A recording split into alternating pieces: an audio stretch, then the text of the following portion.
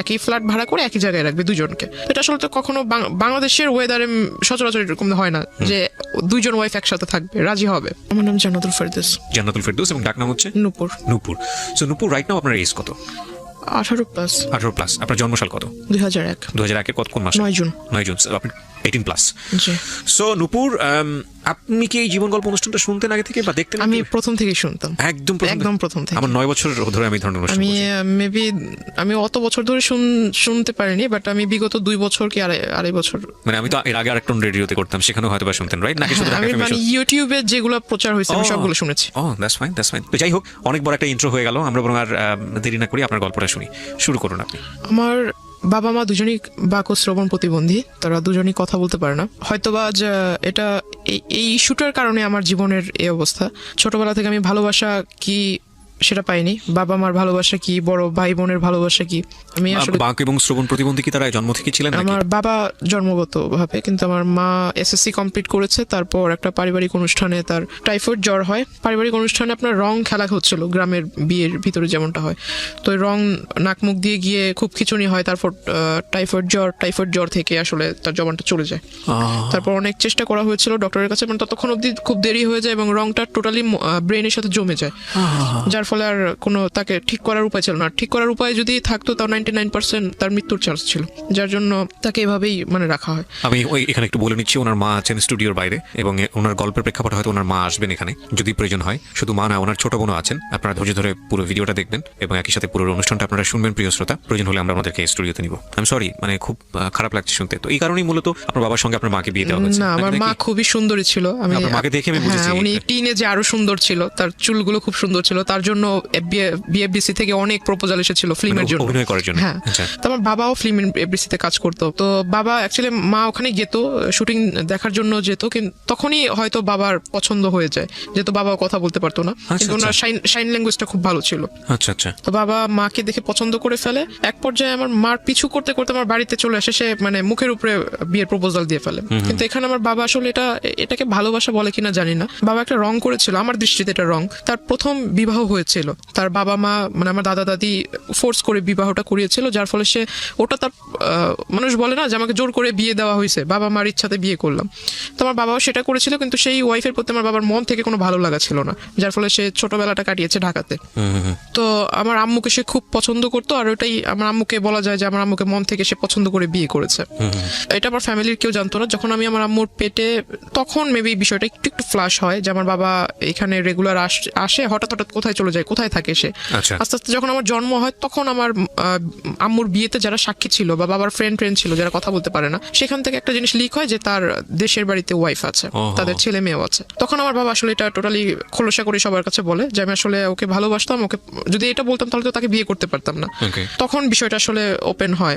তখন আমার মা খুব রাগারাগি করে, এটা স্বাভাবিক, প্রত্যেকটা মহিলাই করবে। মা সুইসাইড করার চেষ্টা করে, তখন বাবা অনেক বুঝায়। তারপর দুই ওয়াইফকেই বাবা ডিসিশন নেয় যে একই সাথে রাখবে, একই ফ্ল্যাট ভাড়া করে একই জায়গায় রাখবে দুজনকে। এটা আসলে তো কখনো বাংলাদেশের ওয়েদারে সচরাচর এরকম হয় না যে দুইজন ওয়াইফ একসাথে থাকবে, রাজি হবে। তো আমার মা কিছুটা মেনে নিয়েছিল, কিন্তু ওনার ওই আগের ওয়াইফটা একটু অন্যরকম ছিল। উনি আসলে, আমার মা যেহেতু কথা বলতে পারতো না, কিন্তু উনি কথা বলতে পারতো। তো ওনার চালচলন একটু অন্যরকম ছিল। বাবা আমাকে খুব আদর করতো, বাবা আমার জন্য যা নিয়ে আসতো এগুলো করতে ওই মহিলা আমার আম্মুর অগোচরে নিয়ে তার বাচ্চাদের দিয়ে দিত। আমার মা জিজ্ঞাসা করতো আমার মেয়ের খাবার ওদের দিচ্ছে, দুজনের জন্য তো সমান সমান আনছে। এক পর্যায়ে আমার মাকে, মানে বাবা ছিল না ওই দিন, মা রান্না করতেছিল, মাকে নাকি পিছন থেকে এসে ওই পা বটি দিয়ে মানে জবাই করার জন্য পিছন থেকে আসে। মা যখন পিছনে ঘুরে তখন দেখতে পায় মা তাকে ধাক্কা দিতে গেছে, তখন সিলিন্ডার দিয়ে মানে আমার মার মাথায় আঘাত করে সে। তখন এই বিষয় নিয়ে অনেক ঝগড়াঝাটি হয়। মা এটা নিয়ে একটা মেবি জিটি টাইপের কিছু একটা করেছিল, বাবার সাথে অনেকটা সম্পর্কটা ডিস্টেন্স হয়ে যায়। তারপর আমার নানু মাকে নানুর বাড়িতে এনে রাখে। তখন থেকে আমার জন্মটা আসলে ঢাকায়, আমি তখন থেকে নানুর বাড়িতে। দাদাকে, দাদার ভালোবাসা কি, দাদুর ভালোবাসা কি, চাচার ভালোবাসা কি, আমি আসলে এগুলো পাইনি। মানুষ বলে না যে কেউ যদি মানুষ হয় দাদার বাড়িতে থাকলেই ভালোভাবে মানুষ হতে পারে, নানা নানির বাসায় থাকলে ওইভাবে মানুষ হওয়া যায় না। আমার সবচাইতে বড় একটা আফসোস হলো যে আমি আমার মাকে কখনো মা বলে রাখতে পারিনি। কেন? কারণ শুনবে কিভাবে সে? যতটুকু শুনে ততটুকু হলো যে মা অন্য সবার সাথে সাইন ল্যাঙ্গুয়েজে কথা বলে। আমার যখন খাবারের সময় হয় তখন আমাকে মানে জান্নাত তো বলতে পারে না, তবে নূপুর শব্দটা একটু বোঝা যায় সে যখন বলে। তো নূপুর বলে ডাকে, ওটা আমি বুঝি। আর আমি যদি তাকে যাই বলবো না কেন, সে সবই বোঝে। আমি আমার মার বাবার সবার কথা মানে একদম ভালোভাবে বুঝি। আমি যখন অন্যদের দিকে দেখি যে তারা বাবা মাকে কোনো কিছু চাওয়ার হলে, বাবা আমার এটা লাগবে, বাবা ওটা লাগবে, মাকে বলবে কোনো প্রবলেম হলে বাবা মার সাথে শেয়ার করবে, আসলে আমার লাইফে আমি ওগুলার কখনো সুযোগ হয়নি। Just because of language barrier. তাছাড়া আমার যেহেতু আমি বড় ছিলাম, আমার পর আমার 3টা ভাই মারা যায়। ও কি বলো ওটাকে, ভূমিষ্ঠ মানে হলো? ডেলিভারি টাইমটা হতো, হ্যাঁ। তখনই আমার আম্মুর মানে জ্বর হয়ে যেত, প্রচুর জ্বর হয়ে যেত। জ্বরের ফলে বেবিটা ভিতরে বয়েল হয়ে যেত, মানে একদম মানে যখন ভূমিষ্ঠ হতো তখন ডক্টর আমাকে দেখিয়েছে। আমার মার হাই প্রেশার, তো আম্মুকে কখনো এটা ডক্টর দেখায়নি, 3টা বাচ্চাই দেখায়নি, আমাকে দেখিয়েছে। আমি কোলে নিয়েছি, যখন হাতে টাচ করেছি চামড়াটা উঠালে এভাবে উপরে উঠতো, ভিতরেই সিদ্ধ হয়ে গিয়েছে। তখন আমার খুব ছোটবেলা থেকে আমার বাবার খুব মানে ছেলের প্রতি খুব আকর্ষণ ছিল, যে একটা মেয়ে একটা ছেলে থাকবে। ছোটবেলাটা ওই নানা নানির বাসায় কাটানো, মার ভূমিকা বাবার ভূমিকা নানা নানি পালন করেছে লেখাপড়া থেকে। মানে আমার এলাকার মানুষ এখনো বলে, যখন আমি খুব রাগারাগি করি বা খুব কষ্ট পাই, তখন আমাকে এখনো বলে যে এই এলাকাটাতে কোনো ফ্যামিলিতে এমন কোনো বাচ্চা নেই যার কোনো মানে সম্পূর্ণ চাহিদা কোনো ফ্যামিলি সম্পূর্ণভাবে মানে পালন করেছে বা দিতে পেরেছে। কিন্তু আমার একটা ফ্যামিলি ছিল, মানে নানুর যেহেতু টাকা পয়সা যাই ছিল মোটামুটি খুব ভালোই ছিল, সম্পত্তি যা ছিল এগুলো আমাদের জন্য বিক্রি করে, তার নিজের ছেলের জন্য না করে আমাদের জন্য সে বিক্রি করে আমাদেরকে খাওয়াইছে।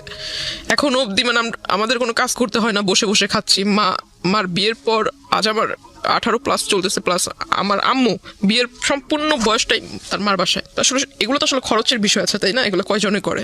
এগুলো যদি আমি অ্যাভয়েড করি তাহলে এটা আমি আসলে মানুষ বলে গণ্য হব না, যদি এগুলোকে ভুলে যাই। আমার জন্মের পর যেটা বললাম যে আমার বাবার ছেলের প্রতি একটা আকর্ষণ ছিল, আমার মাকে খুব ফোর্স করলো, যেহেতু 3টা ছেলে মারা গেছে, বাবা খুব রাগান্বিত ছিল। আমার পরপর যে বাচ্চাটা মারা যায় সেটার ফলে আমার বাবার একটা সন্দেহ ছিল যে আমার নানি এটা মেরে ফেলেছে। কারণ আমার নানি ভাবতো হয়তো যে আমার মেয়ে এখানে, আবার একটা নাতনি এখানে, আবার একটা বাচ্চা হলে এটার খরচ কে বহন করবে। আমার বাবার একটা ভুল ধারণা ছিল এটা, আমার মনে হয়। বাবা এটা মানে পুলিশ কেস পর্যন্ত গড়িয়ে গিয়েছিল যে আমার শাশুড়ি বাচ্চাটাকে মেরে ফেলেছে, এরকম খুব একটা ঝামেলা হয়। তারপর আমার মা বলে যে এরকম কিছুই না, এটা একটা দুর্ঘটনা ছিল, অ্যাক্সিডেন্ট। তারপর বাবা খুব ফোর্স করে মাকে পরবর্তী বাচ্চা নেওয়ার জন্য। দুর্ভাগ্যক্রমে মানে হয়ে যায় মেয়ে। দ্যাট মিন আমার যে বোনটা বাহিরে আছে, 3টা বাচ্চা মারা যাওয়ার পরে মেয়ে, 3টা বাচ্চা মারা যাওয়ার পর 16 বছর যখন আমার যখন 16 বছর চলে, তখন আমার এই বোনটা। ওকে, ওর বয়স কত এখন? ওর এখন 4 চলতেছে। 4 চলছে। যখন আমরা জানতে পারি যে মেয়ে, যে হসপিটালে মেবি চেক আপ করলে বোঝা যায় যে মেয়ে হবে, তো এই বিষয়টা আমার মা কেন যেন আমার বাবার কাছে বলেনি। মা হয়তো ভেবেছে এটা বলার পর আমার বাবা নারাজ হবে বা ঝগড়াঝাটি করবে। তো আমি আসলে ওই বিষয়টা বুঝিনি, তখন আমি খুব ছোট। বাচ্চা হলো, আমি খুব খুশি যে আমার 3 ভাই আমি নিজের হাতে দেখেছি তাদের লাশটা, তো আমার একটা বোন হবে, আমি খুব খুশি। যে ভাই না হলো, বোন তো পাবো। বোনটা যেদিন হলো সেদিন হসপিটালে আমি দেখতে গিয়েছি, বাবা বাহিরে ছিল। বাবাকে শুধু পিকচার পাঠিয়েছিলাম, বাবা বারবার জিজ্ঞাসা করেছিল ছেলে হয়েছে না মেয়ে হয়েছে, বারবার এক কথাই জিজ্ঞাসা করতেছিল। বাচ্চাটা এত সুন্দর সেটা আমাকে কিছু বলতেছে না, শুধু বলতেছে যে ছেলে না মেয়ে। তা আমি কিছু বললাম, বাবা আমি এগুলো দেখিনি, বাবু হয়েছে খুব সুন্দর, মার কাছে রেখেছে, আমি শুধু এতটুকুই দেখছি। তখন আমার মা আমাকে বুঝালো যে তোমার 3 ভাই মারা যাওয়ার পর তোমার বাবা আমার সাথে অনেক খারাপ ব্যবহার করেছে, এখন তো মেয়ে হয়েছে, দেখবা ওর কপালটা পুড়লো। ও যখন মানে যে 1 মাস 2 মাস হয়ে যায়, তখন ওর চুল ফেলবে, বাচ্চাদের ফার্স্ট চুলটা ফেলবে। তখন বাচ্চাদের জন্য যে প্যাকেট করা থাকে না, যে নানান রকম কসমেটিক্স, তো এগুলো মেবি এক্সপায়ারি ডেট মানে ওভার। তো ওই বাবাও খেয়াল করেনি হয়তো, যখন কিনে আনছে ওকে যখন গোসল করানো হয়, তখন ওর মাথাটা একদম মেডিসিনের এফেকশনে ফুলে মাথাটা এত বড় হয়ে গেছিল, একদম লাল হয়ে গেছে, পুরো মাথার ভিতরে কেমন যেন হয়ে গেছিল। ও একটা না 1 সপ্তাহ অসুস্থ ছিল, হসপিটালে আমরা দৌড়াদৌড়ি করছি। তো হঠাৎ করে আমার বাবা দেশে আসে, কিছুদিন পর বাবা দেশে আসে। বাবাকে বললাম যে এই ঘটনা, বাবা কোথায় বাচ্চাকে দেখবে, কোলে নিবে, মানে এগুলো না হয়ে সে ঢুকেই বলতেছে ছেলে হয়েছে না মেয়ে হয়েছে। মাকে জিজ্ঞাসা করতেছে, মা বলতেছে মাথা নিচু করে মেয়ে হয়েছে। বাবা আমার বোনটাকে কোলে নেয়নি। ওনার আগের ঘরে কি কয়জন ছিল মেয়ে? তার মেবি 2 ছেলে 1 মেয়ে। তারপর ওই অবস্থা? হ্যাঁ। ওনার যদি এমন হতো যে না একটা ছেলে নাই, প্রথমত এই আচরণটা ছেলে মেয়ের ক্ষেত্রে করাই উচিত না। দ্বিতীয়ত হচ্ছে যে ওনার তো ছেলে আছে, 2টো ছেলে আছে, তারপর এটা যাই হোক আপনি মেয়ে হিসেবে বলছেন, এটা খুব দুঃখজনক, আসলে আর কিছু বলার নেই। তারপর বোনকে তো এরকম দেখছি। বড় সমস্যা হলো যে আমি ছোট থেকে একাকিত্ব, মানে নিজেকে সবসময় একা করে রাখতাম। এটা আমার আমি মনে করি যে আমার একটা সবচেয়ে বড় ভুল। ইভেন আমি যখন স্কুলে পড়ি আমি কারোর সাথে মিশতাম না। আমার কাছে কেন যেন মনে হতো যে আমার আব্বু আম্মু তো এরকম, কারোর সাথে ফ্রেন্ডশিপ করলে অবশ্যই বাবা আমার একটা টপিকস প্রথমেই আসবে যে বাবা কি করে, মা কি করে। এগুলো শুনলে মানুষ আসলে কোন নজরে আমাকে দেখবে, যে ওর বাবা মা কথা বলতে পারে না। আমাদের বর্তমান সমাজের মানুষ যেটাকে বলে বোবা, আর এই জিনিসটা আমার শুনতে খুব খুব খারাপ লাগে। যার জন্য আমি কখনো কারোর সাথে মানে ওইভাবে যদি পরিচয় হয়েও যায়, বাবা মার টপিকস আসলে আমি তার সাথে কথা বলা ক্লোজ করে দিই। তারপর মানে সবার সাথে কথা বলতাম না, একা একা থাকতাম। তো সবাই মনে করতো আমি অনেকটা হিংসুটে বা আমি একটু অন্যরকম, সবার সাথে মিশতে পারি না, আমার ভিতরে জেলাসি কাজ করে। তো আমি আসলে কারো কে আমাকে নিয়ে কি ভাবলো এগুলো আমি কানে দিতাম না।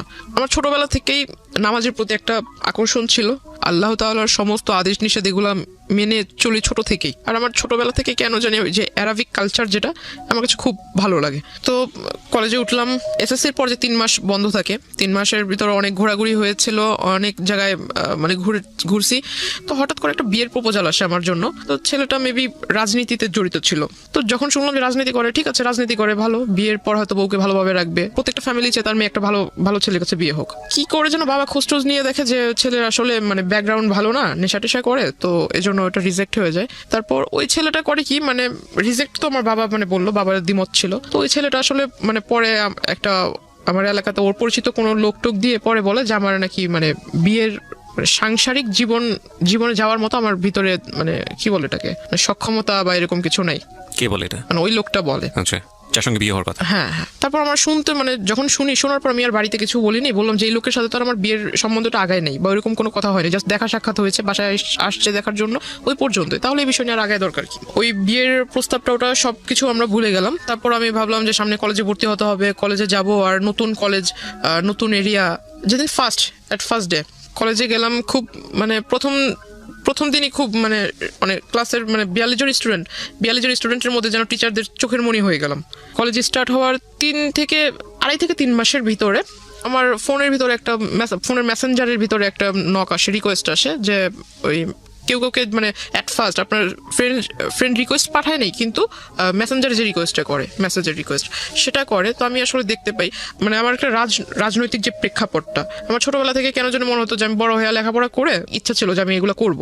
তখন ওই টাইমটাতেই ওই লোকটা আমার প্রোফাইল পিকচারে ছিল, ওই যে পিকচারটা ছিল, সেই পিকচারটা দেখে উনি আমাকে নক দেওয়ার পর সে আমাকে ডিরেক্টলি অ্যাট ফার্স্ট নক দিয়ে আমার নাম্বার চায়। ইভেন সে লিখে যে আপনি যদি আমার দলের ভিতরে আসেন তাহলে আপনাকে দেখে অনেক লোক উপলব্ধ হয়ে, আপনাকে দেখে অনেক লোক, আপনার আশেপাশের অনেক লোক আমার এখানে আসবে। আপনার প্রোফাইল পিকচারের মধ্যে দলীয় কোনো ব্যাপার স্যাপার ছিল? হ্যাঁ হ্যাঁ। ওকে। আর আমি জানতাম না যে প্রোফাইল পিকচার আমার সাথে যিনি ছিল ওনার সাথে আবার ওনার আগে থেকেই পরিচয় আছে।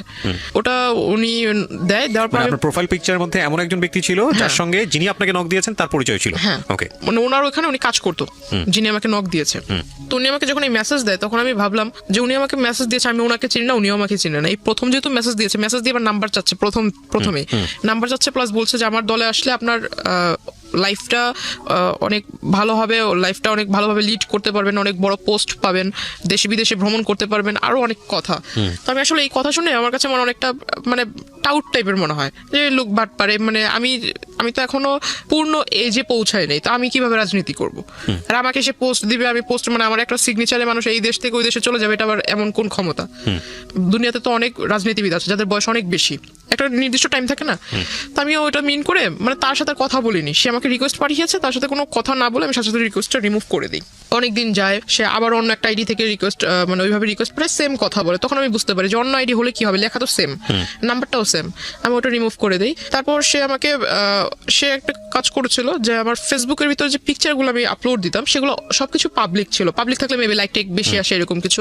আমি আসলে বুঝতাম না যে পাবলিক থাকলে অনলি মি থাকলে পিকচার মেবি দেখতে পারবে না, অনলি মি থাকলে শুধু আপনি দেখতে পারবেন, ফ্রেন্ডস থাকলে আপনার লিস্টে যারা আছে তারা দেখতে পারবে, ফ্রেন্ডস অফ ফ্রেন্ড থাকলে তাদের ফ্রেন্ডরা দেখতে পারবে। প্রোফাইল গার্ডের যে সিস্টেমটা এটা তো মেবি ইনস্ট্যান্ট হয়েছে।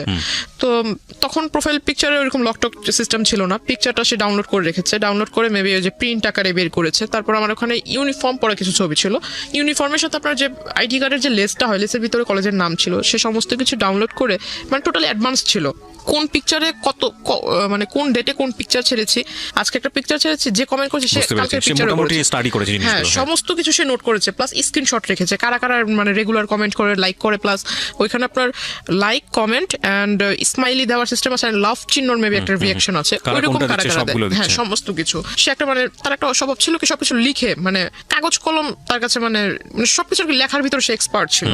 তো এরকম নোট করে রাখে, ছবি টবি প্রিন্ট করে রাখে, যা যা ছবি ছিল সমস্ত ছবি সে ডাউনলোড করে। তারপর যে কলেজের ছবিটা ছিল সেই ছবিটা নিয়ে আমার কলেজে যায়, কলেজে যাওয়ার পর এটা খুঁজে, কলেজের ওইখানে আমাদের সিস্টেম ছিল যে বাহিরের কেউ আসতে পারবে না, প্লাস কোনো গার্ডিয়ান ভিতরে আসতে পারবে না, গার্ডিয়ান যদি আসে তাহলে গেটের বাইরে থাকতে হবে, টাইম হয়ে যাবে ছুটির তখন নিয়ে যাবে। তো তো সে করতো কি যে কলেজ গেটের এখানে যারা পাহারাদার থাকতো, আনসার টাইপের কিছু লোক ছিল, তো এদেরকে পিকচার দেখাতো। এখন স্টুডেন্ট অনেক, কয়জন রে ওই দারোয়ানরা মনে রাখবে, তো এটা আসলে পসিবল হয় না। সে করতো কি রোডের ওই পার অপোজিটে ছিল আপনার ছোট একটা ক্যাফে শপ, সেখানে মানে আমি কখনো আসলে যেতাম না, তো ওইখানে এসে মানে ভিতরে গ্লাস সিস্টেম ছিল, ভিতরে বসে বাইরে দেখা যাবে কিন্তু বাইরে থেকে কেউ বুঝতে পারবে না যে ভিতরে কেউ আছে কিনা, এমন সিস্টেম ছিল। তো সে ভিতর থেকে আমাকে ফলো করতো। ইভেন সে দারোয়ানকে আর ওই ক্যাফের ওই যারা সার্ভিস করে, সার্ভ টার্ভ করে, ওয়েটার, এদেরকে মানে টাকা দিয়ে রেখেছিল। যে এটা তো আপনি একদম পরে গিয়ে জেনেছেন, ইনিশিয়ালি তো আপনি এগুলো জানতে পারেননি যখন না। তার সঙ্গে আপনার পরিচয় হয়েছে বা সামথিং, আমি গেস করছি যে কিছু একটা হয়েছে। ইনিশিয়ালি আপনাকে নক করলো কিভাবে সেদিকে একটু জান প্লিজ। হ্যাঁ, তো মানে তার সাথে আমার কিভাবে পরিচয় হয় এটা, সো এই জায়গাটাই জান। আচ্ছা। তারপরে কিন্তু আপনি জানতে মানে পেরেছেন তখনই আমি ফলো করি, মানে সে যে Right. দোকানে বসে থাকতো তখন আমি এটা ফলো করছি বেশ Okay, কয়েকদিন। okay. কারণ যে তার প্রথম আইডি থেকে যখন আমাকে নক করে, সেখানে পিকচার ছিল পাসপোর্ট সাইজ, মানে সে আরো মেবি আরো 10 বছর আগে পিকচার তুলেছিল সেই পাসপোর্ট সাইজের ছবি, কিন্তু সে বর্তমানে যেরকম দেখতে এমন কোনো পিকচার ছিল না। আর তার প্রোফাইলে যেহেতু তার সাথে আমার ফেসবুক ফ্রেন্ডশিপ ছিল না, তো তার ওইখানে ঢুকে জাস্ট তার অতীতের যে কিছু কিছু পোস্ট সেটা দেখতে পাচ্ছিলাম। রিসেন্টলি যে পোস্টগুলো আপলোড করেছে এগুলো দেখার কোনো সুযোগ ছিল না আমার জন্য। পিকচারে যেটা দেখেছিলাম, প্রোফাইল পিকচারে কিছু কিছু আইডিয়া ছিল। যদি আমি তার ওই ড্রেস আপ বাদ দিয়ে শুধু ফেসটার দিকে ফোকাস করি, গুগলস বাদ দিয়ে যদি ফেসটাকে দেখি, তো কিছুটা কিছুটা মিল পাচ্ছিলাম। এই লোক আমাকে নক করেছিল, আর এই লোকটাই প্রতিদিন এভাবে এই জায়গায় দাঁড়িয়ে থাকে, এভাবে আমার দিকে তাকিয়ে থাকে। অনেক মেয়েই তো আছে, সে আমাকে দেখে দেখে মুস্কি হাসির মানে কি, তাই না? এটা কিছু কিছু তো বুঝতে পারি।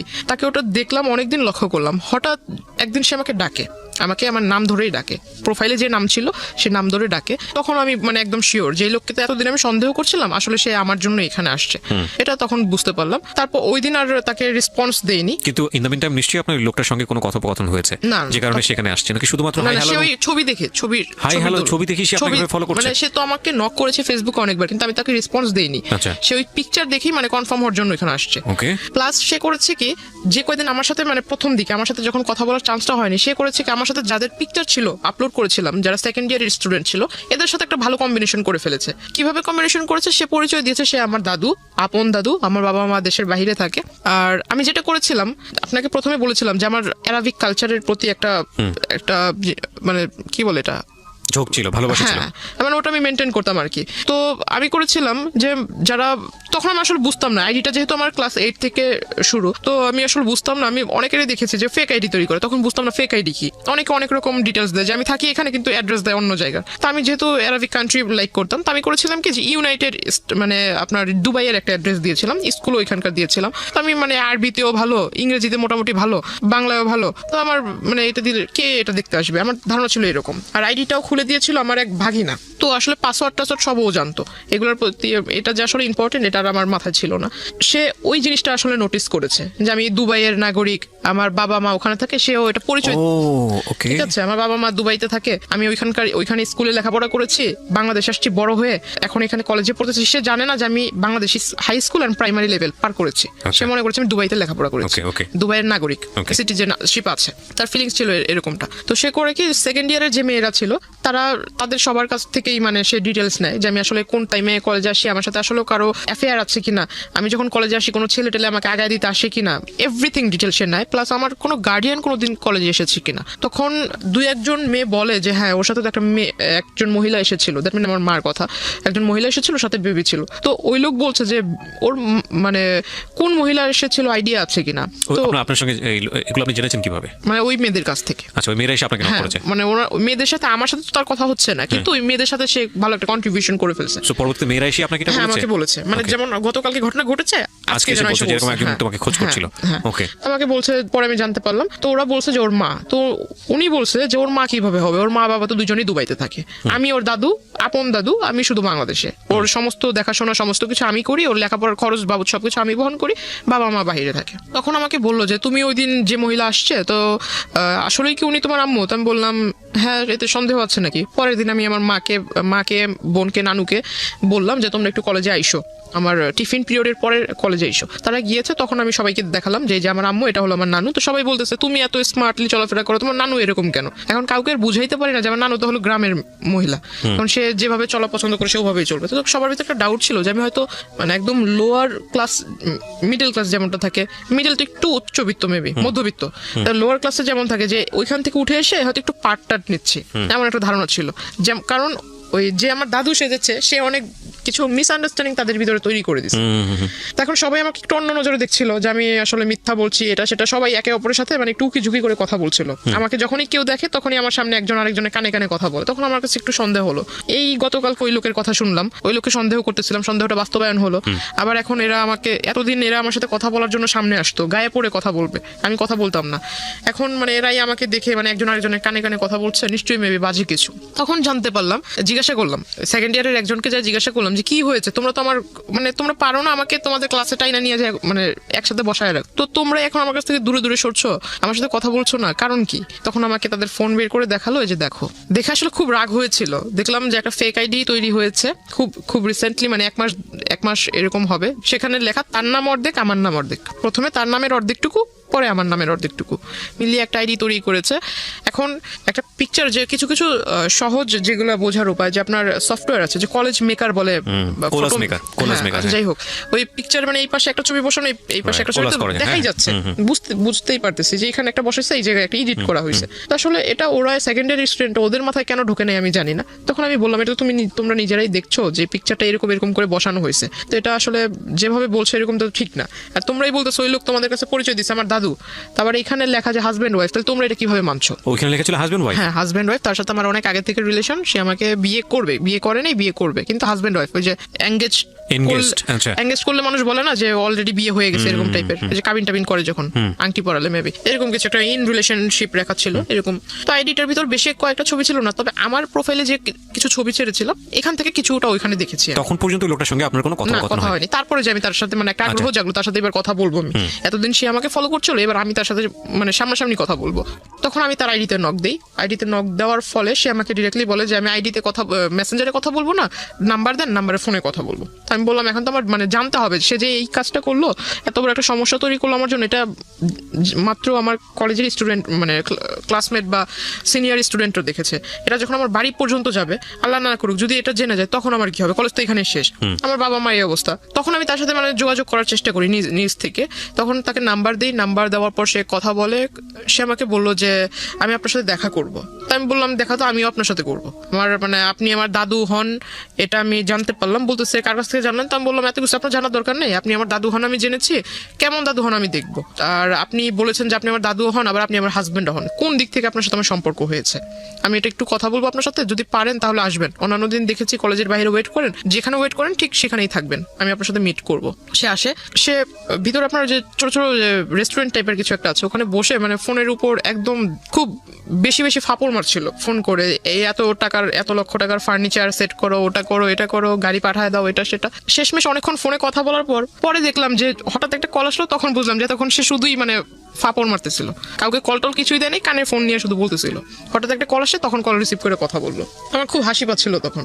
তো আমি আর তখন কিছু বলিনি তাকে ডিরেক্টলি জিজ্ঞাসা করলাম, তার কথা বলা শেষ হলো, তাকে জিজ্ঞাসা করলাম যে আপনি কি ফেসবুক ইউজ করেন? না দো। বলতেছে হ্যাঁ করবো না কেন, আমার আইডি এই যে এটা। তো আমি বললাম আপনি কি সাথে মানে যেটা দিয়ে ফেসবুক ইউজ করেন সেই ডিভাইসটাকে নিয়ে এসেছেন? তো এত বড় একটা ট্যাব বের করছে। তা আমি বললাম যে ট্যাব কেন, ট্যাব তো বাচ্চারা ইউজ করে, ট্যাব আপনি ইউজ করেন কেন? কাকে আমি চোখে সমস্যা, চোখে দেখি না, বুঝি না, ট্যাব মানে ইউজ করি আমি, ফোন বুঝি না। আমি বললাম ভালো। বলতেছে যে আমার বাসায় আইফোন, আইপ্যাড পড়ে আছে, ম্যাকবুক পড়ে আছে, আমি ওগুলো বুঝি না, কিন্তু এই ট্যাব বুঝি। আমি বললাম ভালো, একটু বের করেন আপনার প্রোফাইলটা আমি দেখবো। তার কাছ থেকে ফোন নিয়ে সে মনে করছে আমি শুধু তারটা চেক করবো, তার মানে যে মিছিল টিসিল করছে এগুলোর ছবি টবি দিয়ে ভরা, সে ভাবছে যে আমি ওগুলো দেখবো। দেখার পর দেখলাম বাপরে বাপ, সে তো আমার এই কাহিনী বাদ দেই, এর আগে অনেক মেয়ের ছবি টবি দিয়ে এগুলো করেছে। আমি আর ওগুলো দেখিনি, জাস্ট আমার ছবি দিয়ে যেটা করেছে সে ওটার ভিতরে ঢুকার পর ওটা দেখলাম। দেখার পর সাথে সাথে আমি ওইটার ভিতরে আপনার লগ আউটে ঢুকে, ওখানে লগ আউট করার আগে করেছি যে আইডি ডিঅ্যাক্টিভ করে দেয় না, সে তো বুঝবে না, কারণ সে বোঝে কিনা সেটা আমি জানতাম না যে আদৌ সেইগুলো এই সম্বন্ধে আইডিয়া আছে কিনা। লগ আউট করার আগে ডিঅ্যাক্টিভ করেছিলাম মেবি, তারপর আমি ওইটা ওখান থেকে কেটে দিই। এখানে একটু বলে রাখি, ডিঅ্যাক্টিভ করলেও এটা কাজ, আপনি যখন পরবর্তীতে আবার ঢুকবে তখন ওটা অটোমেটিক্যালি অ্যাক্টিভ হয়ে যাবে। আইডি ডিঅ্যাক্টিভ হলে যে সেটা পার্মানেন্টলি ডিলিট হয় বিষয়টা এরকম না, পার্মানেন্টলি ডিলিট আলাদা একটা অপশন আছে। হ্যাঁ, সো আইডি ডিঅ্যাক্টিভ করা মানে হচ্ছে আইডিটাই অ্যাক্টিভ না। ওই দিন যে করে দিয়েছে তারপর আর ওই আইডি সে চালায়নি। আচ্ছা fine, it's very interesting. But ID deactive করলে আইডিটা ডিঅ্যাক্টিভ হয় না, ওইটা আলটিমেটলি একটা রিজিউম হয়ে থাকে, আপনি যখনই আবার আইডিতে ঢুকবেন সঙ্গে সঙ্গে ওটা অ্যাক্টিভ হয়ে যায়। হ্যাঁ বলেন। তো আমি ওটা করে দিলাম, দেওয়ার পর মানে তখন একটু চিন্তা করলাম যে এই লোকের সাথে মানে কোনো মতো কথা বলে আমার যা কাজ করার ছিল করছি। আর ওখানে দেখলাম যে মেসেঞ্জারে ঢুকে দেখলাম ওই আইডিটাতে যে আমার আইডিতে যারা রেগুলার লাইক কমেন্টস দিত এদের আইডি প্রোফাইলে ঢুকে এদের মেসেঞ্জারে মানে কারোর সাথে ফ্রেন্ডশিপ করেনি, বাট মেসেঞ্জারে ঢুকে খুব বাজে বাজে কথা বলছিল, তুই করে অনেক বাজে বাজে কথা বলছিল যে আমার ওয়াইফ ও আমার হাজব্যান্ড, তুই আমার সাথে ওই আমার আইডিতে কেন এইগুলা করিস, ওটা মানে খুব বাজে বাজে লেখা ছিল। তার ওখান থেকে বের হওয়াটাই আমার জন্য ইম্পর্টেন্ট ছিল। তো আমি তার সাথে ওটা তো করে দিছি, কাজ শেষ, তার ট্যাপ তার হাতে দিয়ে দিলাম। তারপর সে আমাকে বলতেছে যে আপনার বাবা মা কেমন আছে, আপনার বোন দেখলাম খুব সুন্দর। তারপর বললো যে বিয়ে শাদীর মানে কাউকে পছন্দ করেন কিনা এটা সেটা। তো আমি বললাম আপনি আমার কলেজের যে পরিচয় দিয়েছেন আপনি আমার দাদু, আমাকে এখানে আপনি বলার দরকার নেই, তো তুমি করে বলেন। দাদু তো আপনি আমাকে নাতনি বলে ডাকেন, আমি আপনাকে দাদু বলে রাখবো। তো ওইখান থেকে সে খুব মানে বিষয়টাকে খুব ফানি নিয়েছিল, কিন্তু আমার ভিতর তো খুব রাগ হচ্ছে। সে খুব হাসতেছে মানে জোরে জোরে। সে কফি অর্ডার করলো, কফি অর্ডার করার পর সে কফির বিল আসছে 100 টাকা। সে 100 টাকা দিতে পারে না, 20 টাকার জন্য মানে ঝগড়া লেগে গেছে কফি শপের লোকদের সাথে। সে ওখান থেকে মানে আমার ওখান থেকে আমি টাকা দিয়ে দিলাম, চলে আসলাম তাকে নিয়ে। তারপর আমি বাসায় আসবো, রিক্সা নিব, তখন আমাকে মানে সে 100 টাকা হাতে ধরায় দিবে যে এটা আপনি নিয়ে যান হাত খরচ। তাই আমি বললাম যে আপনি 20 টাকা ওখানে দিতে পারলেন না, আপনি আমাকে 100 টাকা দিচ্ছেন হাত খরচ। তো বলতেছে না এটা কফির দাম আর কয় টাকা। কাজ ছিল যেটা আসলে সে কাজটা যে করেছে তার এখান থেকে করেছে কিনা আমার এটা দেখার প্রয়োজন ছিল। প্লাস যদি আমার মাথায় টেন্ডেন্সি ছিল যদি এটা সে তার ডিভাইস থেকে করে থাকে, সেই ডিভাইস যদি তার সাথে থাকে আমি সেটা ওখান থেকে ডিলিট করে দিব, গেল এই প্রবলেম। সে যদি মানে নেটওয়ার্কিং সাইটে যদি ভালো জ্ঞাত থাকে তাহলে ভালো, আর যদি জ্ঞাত না থাকে তাহলে এটা আমার জন্য প্লাস পয়েন্ট। ওইখান থেকে যদি আমি ডিলিট করে দিই তাহলে সেটা আর সে করতে পারবে না। রাইট, আমরা এখানে দুটো জিনিস যুক্ত করতে চাই গল্পটার শক্ত অবস্থান করার জন্য, কারণ ইতিমধ্যে অনেকের মনেই অনেক ধরনের প্রশ্ন চলে এসেছে। এই লোকটার সঙ্গে এই যিনি আজকে আমাদের এখানে আছেন গেস্ট, জান্নাতের মূল যে জায়গাটা থেকে সম্পর্ক, ঠিক সম্পর্ক না মানে এই ধরনের যে আদান প্রদান হচ্ছে বা এক ধরনের যোগাযোগ তৈরি হয়েছে, সেটার মূল কারণটা হচ্ছে জান্নাতের একটা পলিটিক্যাল ব্যাকগ্রাউন্ড আছে যেটা আমরা এখানে রিভিল করিনি, এবং সে চাইতো পলিটিক্স করতে, যে কারণে তার প্রোফাইল পিকচারে সে যাদের সাথে মুভ করেছে সেই সব মানুষদের ছবি ছিল। এবং যেই ভদ্রলোকটি তাকে নক দিয়েছে তিনিও পলিটিক্সের সঙ্গে জড়িত ছিলেন, এবং তিনি ওই তার এরিনার হওয়ার কারণে ওর প্রোফাইলে নক দিয়েছে। নক দেওয়ার পরে ওদের মধ্যে কোনো এক রকমের কথোপকথন হয়েছে। সামহাও ওই পিপলটা মানে যে ভদ্রলোককে আমরা এখানে কথা বলছি তিনি জান্নাতকে ট্র্যাক করা শুরু করেছেন, এবং ট্র্যাক করে যখন কনভিন্স করতে পারছে না তখন তার নামে উল্টাপাল্টা ছড়াচ্ছে অ্যাকর্ডিং টু জান্নাত। এবং জান্নাত এইটাকে মিটিগেট করার জন্য, এটাকে সলভ করবার জন্য এই লোকটার সঙ্গে দেখা করেছে। ওকে, আমি সবসময় বলি যে স্টোরি লাইনটা হচ্ছে এটা, বিলিভ করা না বিলিভ করা এটা আপনার ব্যাপার, কিন্তু যেই জায়গাটা নিয়ে বিতর্ক থাকবে না পুরো গল্পটা বলার পরে, সেই জায়গাটা কি সেটা আমি স্টোরি বলার পরে আপনাদেরকে ক্লিয়ার করবো। জি, ওইখান থেকে আমি বাসায় চলে আসি, তার টাকাটা তাকে ফিরিয়ে দিয়ে বাসায় চলে আসি। তারপরের দিন সে আবারও সেম টাইমে, আমার যে ছুটির টাইমটা ছিল ছুটির টাইমে সে কলেজের ওখানে আসে। তারপর তাকে আমি আসলে বললাম যে আসলে আপনি দাদুর পরিচয় দিয়েছেন, এটা আসলে খারাপ কিছু না। সেকেন্ডে তো আপনি মিট করেছেন তার সঙ্গে, মানে সে কলেজের ওখানে আসছে পরের দিন, তারপর আপনি দেখা করেছেন পরের দিন আসছে। আমি কলেজ থেকে যখন বের হইতে আমার সামনাসামনি হয়েছে। আমার বাসে উঠলাম, বাসে উঠলাম, ওঠার পর সে আমাকে ডাক দিয়েছে। প্রথমে আমি আসলে এটা যেহেতু আমার কাজ যতটুকু ছিল আগের দিন তো আমি করেই দিয়েছি, তারপর তার সাথে কিসের কথা বলা।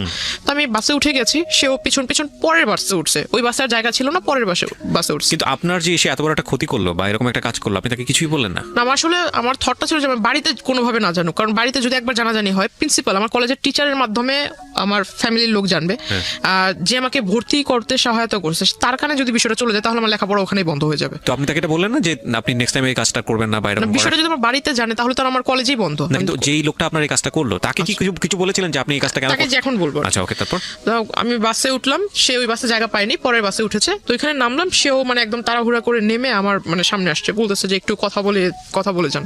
আমি বললাম দেখেন আপনি আমার দাদু হিসেবে পরিচয় দিয়েছেন, ভালো কথা, আপনি যে কাজটা করেছেন মানে সে মনে করছেন বিষয়টা আসলে এখনো জানি না, সে যে কাজটা করেছেন বিষয়টা জানিই না এটা ভেবেছে। তো আমি তাকে বললাম যে কাজটা করেছেন, কাজটা করা ঠিক হয়নি। যদি আপনার সন্তানের জায়গায় আমি নিজেকে রেখে বলি তাহলে আপনি নিজের সন্তানের মতো কারোর সাথে এরকম কিছু করতে পারতেন, বা আপনার সন্তানের সাথে যদি এরকম কেউ করতো আপনি কোন দৃষ্টিতে দেখতেন, আপনি কি করতেন?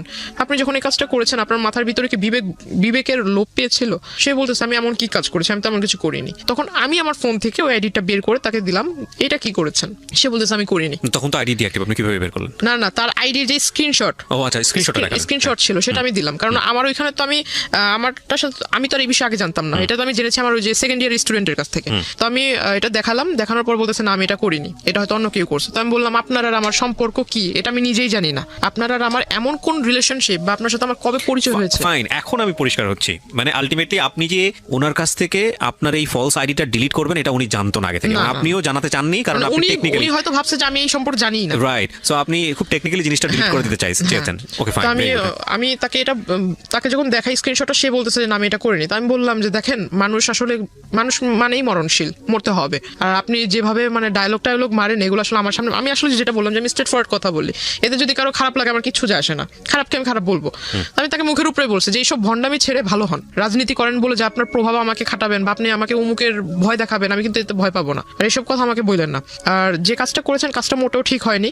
আপনাকে আমি সাবধান করব কিভাবে সেটা জানি না, তবে আমি আপনাকে অ্যালার্ট করবো যে আপনি এই কাজটা কখনো করেন না। আপনার কাছে একটা রিকোয়েস্ট থাকবে যে আমার কলেজের এখানে সেইভাবে মানে মানুষের সামনে নাম ধরে ডাকা, এই জিনিসটা আমার নিজের কাছেও খারাপ লাগে, আর অন্য 10 জন দেখলে সে তো ভালো কিছু ভাববে না, খারাপ ছাড়া। যেহেতু আমি মেয়ে, ছেলে হলে এক কথা। বয়সে উনি কি দাদুর মতোই ছিল? 65। ও